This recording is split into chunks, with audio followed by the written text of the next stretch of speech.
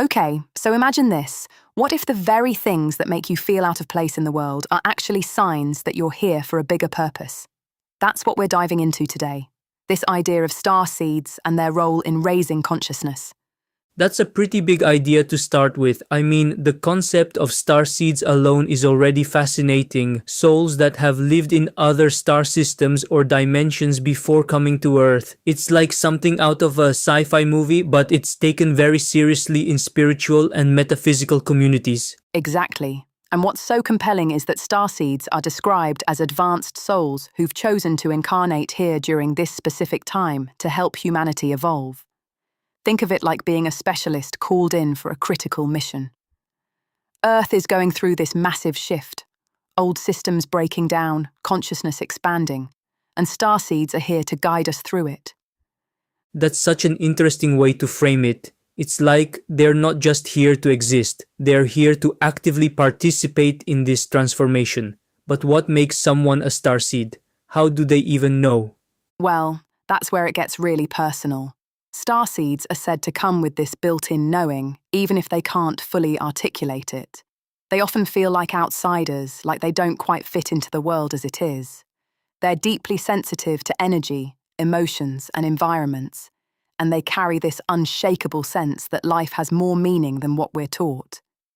That's something I think a lot of people can relate to, especially now. Feeling like an outsider, questioning the status quo. It's almost like those feelings are becoming more common as the world changes. But for starseeds, it sounds like it goes even deeper. It really does.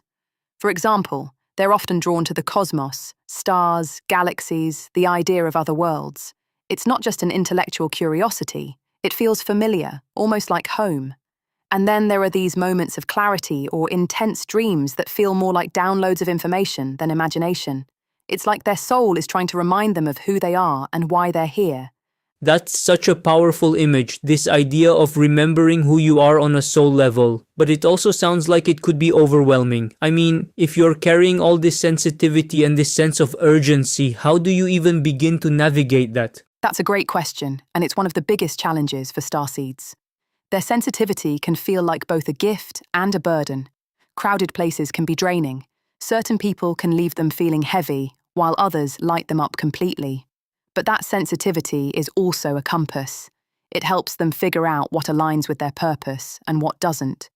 So it's almost like their sensitivity is a tool, even if it doesn't always feel that way. And I imagine that's where the idea of spiritual awakening comes in. This process of peeling back the layers of conditioning and really tuning into who you are. Exactly. Spiritual awakening is often described as a process of remembering, of shedding what no longer serves your highest self. For starseeds, it's not just about personal growth. It's about raising consciousness on a collective level. When one person raises their consciousness, it creates a ripple effect. Families shift, relationships evolve, communities start thinking differently. That ripple effect is so interesting. It's like the changes you make in your own life don't just stay with you, they impact everyone around you. But raising consciousness sounds like a pretty big task. What does that actually look like in practice? It's not as grand or dramatic as it might sound. Most of the time, it's about small, intentional choices. It's about becoming more aware of your thoughts, your patterns, your choices, and the impact they have on the world around you. It's about moving from fear to love, from reaction to intention. That shift from fear to love is such a powerful idea, but it's not easy. It sounds like it requires a lot of honesty and self-reflection. You have to be willing to look at your beliefs, your fears, your patterns, and then make the conscious choice to do things differently. Absolutely. And for starseeds, this process often starts with a crisis or a breaking point. It's like the old version of life just stops working, and the soul knows it's time to level up.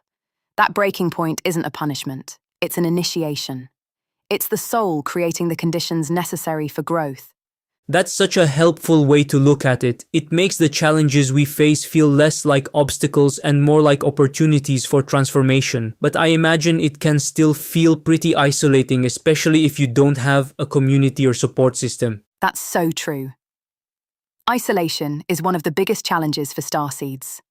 But the good news is, there's a whole community out there. other starseeds, spiritual guides, and even your own inner wisdom.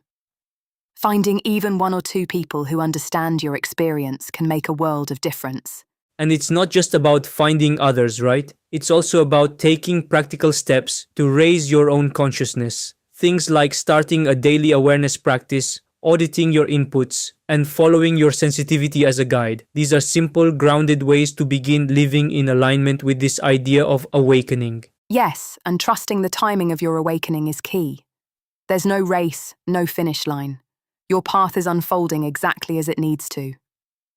The most important thing is to stay present and keep saying yes to your own growth.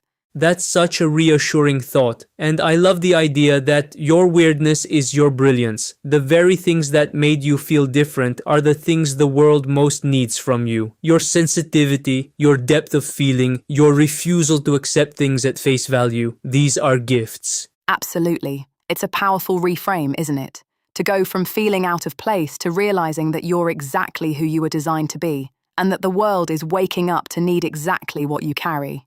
It really is, and I think that's a message anyone can take to heart, whether they identify as a starseed or not. The spiritual awakening signs, the feelings of being different, they're all breadcrumbs on a path back to yourself. Exactly. And when you start to follow those breadcrumbs, everything begins to make a different kind of sense. It's not always easy, but it's always worth it.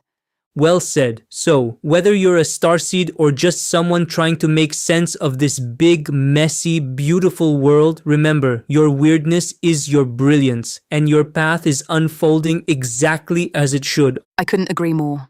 And on that note, I think we've covered a lot of ground today. We really have. Until next time. Definitely. Until next time.